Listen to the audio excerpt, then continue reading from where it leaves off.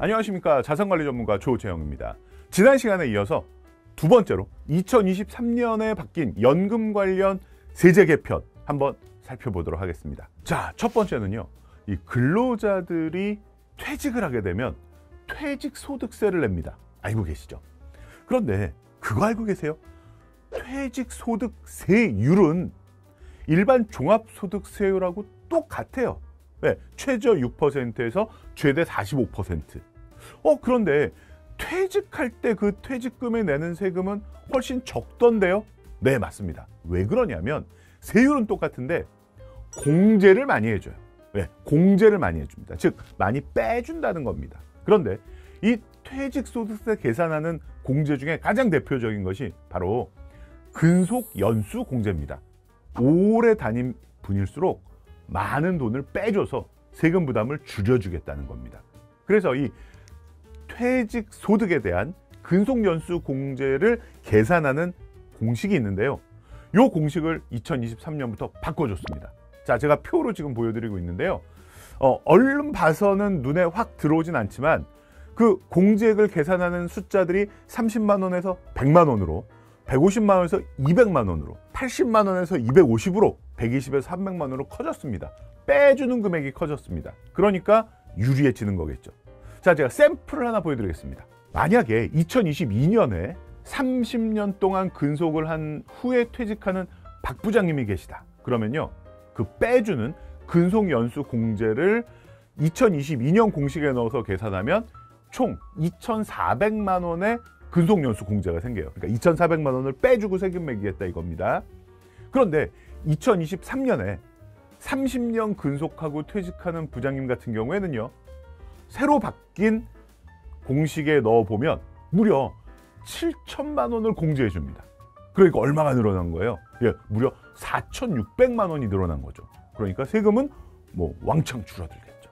예, 그래서 퇴직하시는 분들의 퇴직소득 공제를 많이 늘려줬다. 그래서 퇴직소득세 부담이 줄어든다라는 거 첫 번째고요. 자, 두 번째는 우리가 개인연금 가입해서 나중에 연금을 받게 되면 세액공제 혜택을 받았기 때문에 나중에 연금 받는 거에 대해서 연금소득세를 내야 됩니다. 그런데 어떻게 내느냐면 이렇게 나뉩니다. 1년에 받는 연금 소득이 1,200만 원 아래면 나이를 따집니다. 그래서 70세 안 됐는데 연금을 받는다. 그럼 5.5% 원천징수랍니다. 70세가 넘어가면 이제 4.4%만 하고요. 80세가 넘어가면 3.3%만 합니다. 오케이, 여기까지 문제 없습니다. 그런데 1년에 받는 연금 금액이 1,200만 원을 초과하면 여기서 이제 좀 머리가 아파집니다. 왜냐하면 종합소득에 전액이 포함됩니다. 무슨 얘기냐? 내가 1년 동안 받은 연금액이 1,500만 원이면요. 1,200만 원을 초과하는 300만 원만 종합소득에 들어가는 게 아니고요. 그 1,500만 원이 통째로 종합소득에 들어갑니다. 물론 종합소득이 다른 종합소득 뭐가 있습니까? 근로소득, 사업소득, 이자소득, 배당소득, 기타소득. 요 나머지하고 합치는데 나 나머지 소득 없어 하시는 분들은 뭐 크게 상관없지만 나 아직도 돈 벌고 있는데 나 아직도 사업해, 나 아직도 임대소득이 있어, 이런 분들은 극단적으로 보면 49.5%의 세금을 낼 수도 있다는 겁니다. 그러면 어떤 부작용이 생기냐면요, 연금을 연금으로 안 받고요, 중도에 해지해버려요. 중도에 해지하면 기타소득세 16.5%를 냅니다. 물론 3.3, 4.4, 5.5%보다는 높은 세율이지만 종합소득 되는 것보다는 싸다라고 판단되면 그냥 해지해버릴 수 있다는 거죠. 그래서 이런 부작용을 방지하기 위해서 2023년부터는 1,200만 원이 넘는 분들에게 선택권을 드립니다. 한번 비교해 보세요. 종합소득 하는 게 나을지 16.5% 분리과세 하는 게 나을지 한번 비교해 보시고요. 본인에게 유리한 걸 선택하세요 라고 선택권을 준다는 겁니다. 이거는 정말 제대로 잘 만든 법입니다. 자, 예를 하나 들어보겠습니다. 피부과 의사인데요, 56세입니다.